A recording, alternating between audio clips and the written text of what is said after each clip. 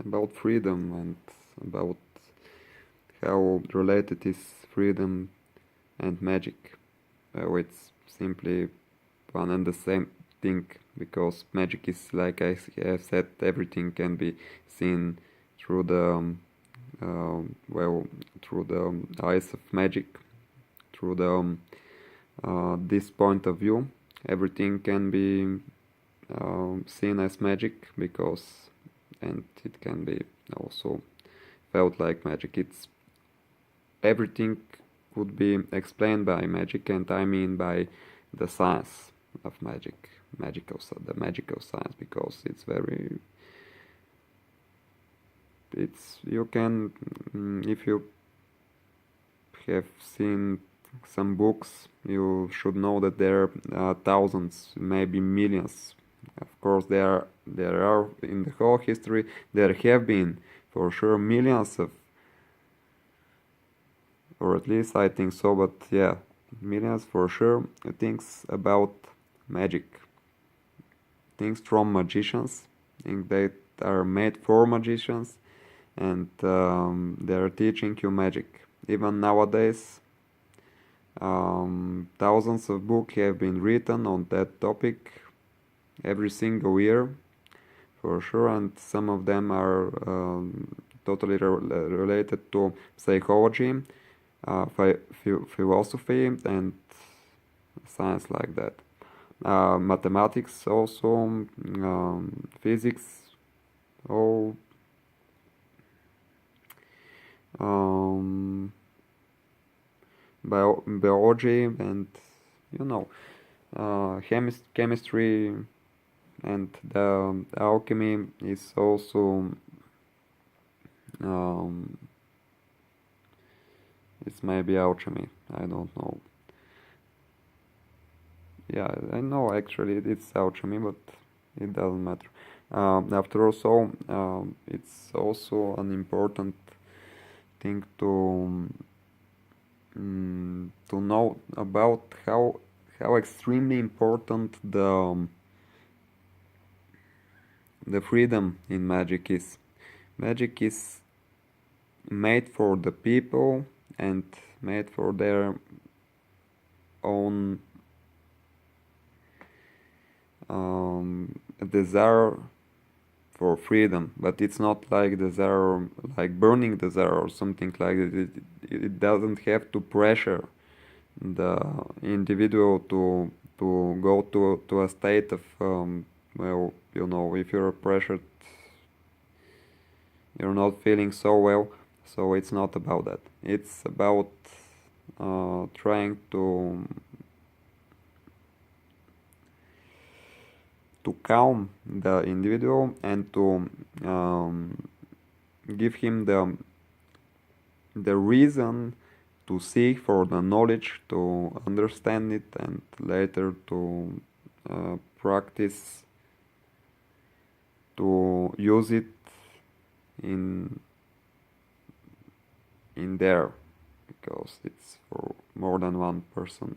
In general, for their own experience, and to make life of the people easier. And it's very, and also it's balancing the whole stuff, because nowadays we have some technology which is making us think that we can do anything special with it. For example, protecting us from another civilizations and whatsoever, but it's not practically, that's not practically very true, because first of all, we're in a very complicated case of dimension, and our reality is not very connected to other civilizations. It could be connected to some races, to some civilizations, maybe some free, always moving races, but not the whole civilization like ours. There are some portals between worlds, of course, but it's not they're not so related to our lives. Like, for example, you know about the portal to Valhalla, about the bridge to Valhalla. It's very common story, and maybe some of the people who have tried mm, to see the truth about it, because there is so many chronicles that has been written over the years about it, and the whole Nordic civilization, the whole Nordic nation has some knowledge about how true the ways about communicating, about being able to use some of the knowledge, and not only some of the powers of Valhalla and the gods in there, how to use that knowledge for some practical reason on Earth, for some, not only for fighting, not only for, the Berserker Rage is one of the skills that have been totally described in many books, and it's about warriors who on their way of when they fall in battle, when they're going to Valhalla, and it's been there is a tradition. They know what will happen to them after their Earth experience, their life on Earth, but they are not given that. Well, maybe it's another story, but at this battle they have been, instead of going to Valhalla, instead of being taken by the Valkyries, they're given the chance to fight again and to win this battle, and that's the Berserker Rage, or Rage. I think it was Rage, yeah. So they're totally becoming like invincible during that a small period of time, maybe, but it's enough to win the battle. And it has been observed and written from many civilizations. They have seen this Berserker Rage, and well, that's something to be you can think about and think on, because it's a real story. There are also other.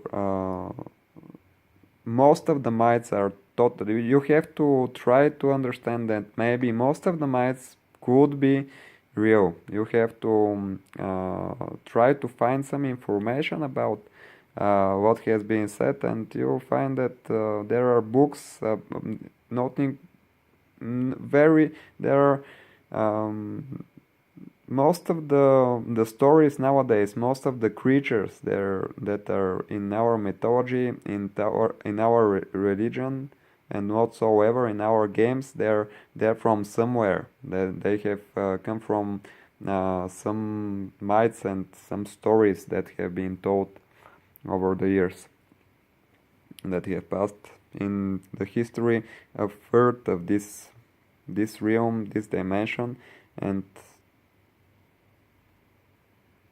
some of those creatures have been seen last years, because now we have all these cameras and all this stuff, all this technology that can observe things, and of course some of them are not totally material like you can see in with your normal kind of view.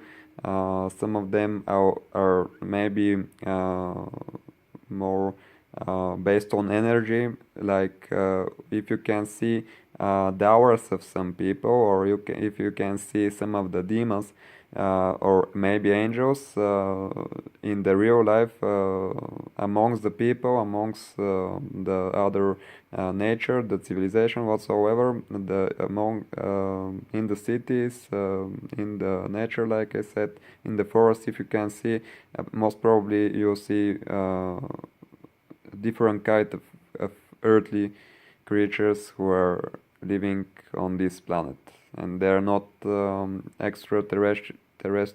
They are uh, totally living on Earth from ages, and some of them are can well they can change the destiny of some individuals that have met them, but also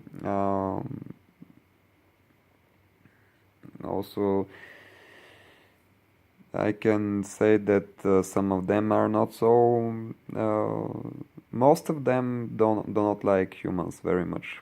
I would tell that most of the wild animals also don't like humans, because humans uh, have gone away from their nature for some reason, and maybe even in those moments they have done this for some sort of freedom. So freedom is very personal thing. It's different for everyone, but there are some simple truths about freedom that are one and the same for everyone. And for example, um, literally in any dimension, the wealth is one of those factors. If you don't have to be so you don't have to be the richest person or something like that. You don't have to have so much, but actually it's good to be wealthy. It's good to have enough, because every kind of pressure on yourself, and that will be one of the topics I'll be talking in the future about the quotes, how important the free quotes are. You have to, if you are practicing if you're practicing real-time magic, you better wear something very comfortable, like ropes and stuff like that, which are not making any of your parts of your body being you know there's no pressure at all. It's your body is free, so the energy is flowing better, and that's very important if you want to have maximum effort, maximum effect. The spells to be done perfectly. The spells to be done. Um, Most of your potential of magic casting will be in that case eventually with on its maximum.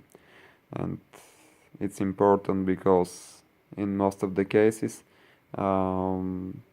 there are so strong magicians that can um, make an excuse that they're so strong, so powerful, that even if they're not casting the spell or on their maximum, it will still work totally well.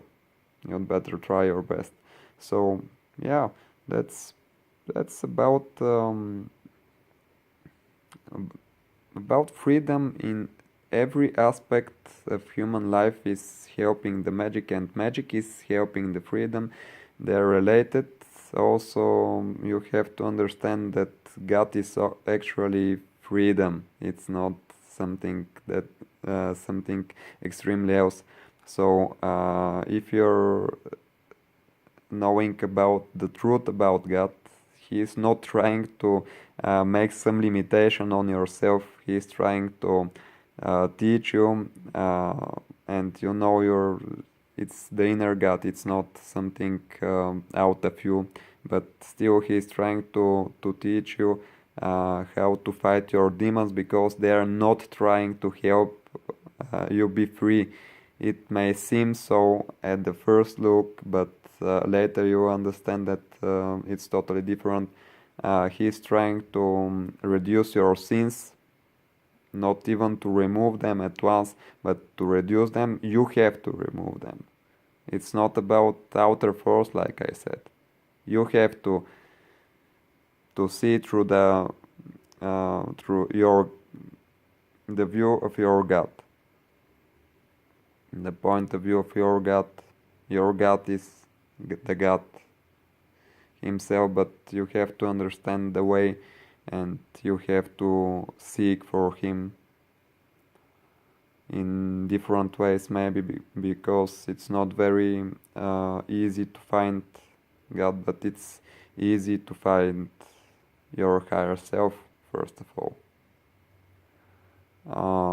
And you have to practice very much meditation. You have to, well, there are so many ways to be, but try to be wise. It's very important to try to balance wisdom and intelligence. I have learned this from some people that are practicing Eastern martial arts, and they're totally. Some of them are the most enlightened people I know, because most of their time they're making something enlightening. They're not having so much time out of this space. They're always being with their higher self, and they're totally going through this seeking to find some extra knowledge to understand more about this reality, about this world, and how to help eventually all of the world or the others, or even if they're not trying to help the world itself, they're trying to do their best and to help themselves, and by that they're helping the whole world.